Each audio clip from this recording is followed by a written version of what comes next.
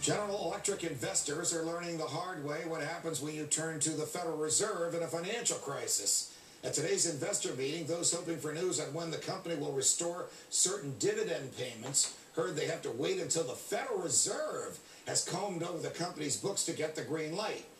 Meanwhile, the price of Fed intervention, $16 billion in the dark days of 2008 to be exact, hasn't done GE much good. The company's shares are down 39% since then. Well, you big government types like Ellis Henneken. Here to discuss are my freedom fighters, Fox Business commodities expert, and my colleague Sandra Smith, Ellis Henneken himself, the Newsday columnist, and Lenore Hawkins, Emeritus financial advisor. Sandra, to you first. We'll let Ellis wait just a minute. Federal Reserve gives the money. They get to pull the strings, right? No, I mean, my question is, how is this still a publicly held company? If the Fed has control over the company, right, the shareholders no longer own the company, and the CEO, chairman, and board can no longer act in the best, in the best way for shareholders. And they're not even giving them a time frame, Judge. I've been teasing you, so I'll let you answer me. But you probably wouldn't agree with this yourself, because the rules that you can't distribute dividends until we approve your books were written after GE got the $16 billion loan. It wasn't something GE agreed to back in the dark days of TARP, Ellis Henneken. Well, Judge, they did agree to follow the rules, and these indeed are the rules. There's a perfect solution here if you're GE. Don't take taxpayer money, because if you do, it comes with strings. You owe us stuff when you take our money, and we're not going to let you off cheap too bad. Do you think all of this uncertainty, Lenore Hawkins, actually makes things worse? That GE is sitting on money that it can't spend, it can't invest, it can't distribute to its investors because the bureaucrats at the Federal Reserve aren't ready yet? Oh, absolutely. This level of secrecy and nanny state bureaucracy is doing nothing to improve the stability of the markets. The American companies have benefited for years over having very low cost of capital and a much wider access to capital than many other countries because of the transparency and the low level of government manipulation.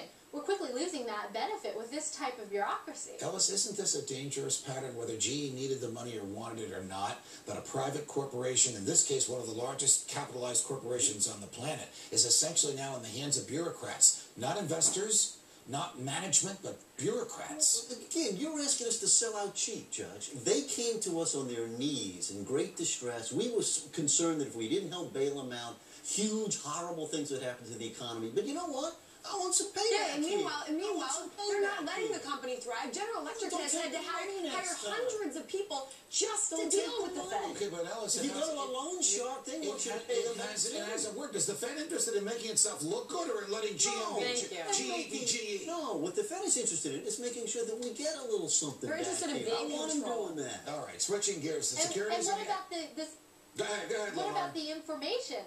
They're withholding material information from the owners of the company. No, she's exactly right. Don't take our money. Well, these rules were written. First of all, it's not your money; it's printed money. It's our money. It's our money. All right, switching gears. The Securities and Exchange Commission, another one of Ellis's favorite, wants the official right to abuse power again. In the wake of the Federal District Court in Manhattan's outright rejection of a multi-million-dollar settlement, the SEC sought with Citicorp over mortgage violations. SEC Chairwoman Mary Shapiro is lobbying for the agency to operate outside the court system, so she doesn't need court approval for her settlements. If Mrs. Shapiro gets her way, the SEC will have the authority to extract higher financial penalties at its own discretion without the checks and balances of the court system. You're turning as red as your dress. Just bypass the federal court system. Give Mary Shapiro all the power in the world. Do we need the SEC? Absolutely yes, Judge. Do we need limits as far as the SEC's power? Yes. I mean, she's basically asking for this agency to be limitless. It's scary. She's also, Lenore, asking for the penalties to be increased. She's basically asking that she can be judge, juror, executioner, and banker for these companies that she regulates so that she can decide, it's actually a team of her people, how much to extract from them, and then they just take it. The courts aren't involved at all. How unfair is that? Oh, it's ridiculous, and the harmed parties have no say. Their interests are being managed by proxy without their consent, and their ability to recoup any damages is being limited by the SEC.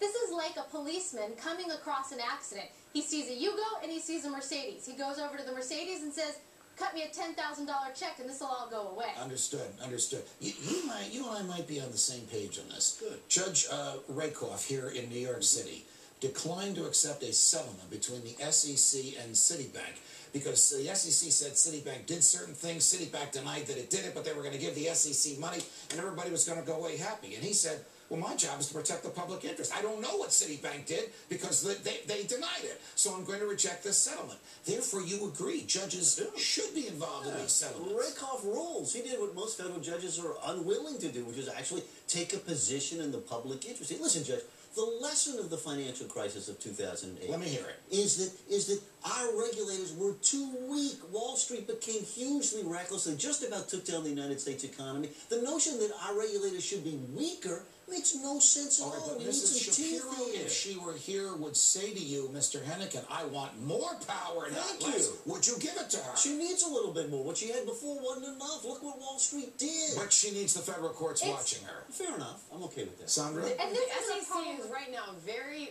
unsuccessful at implementing the rules that they currently have. They have too much on their plate. They're asking for more. Got it. Lenore, we got a couple seconds. Go ahead. Last word.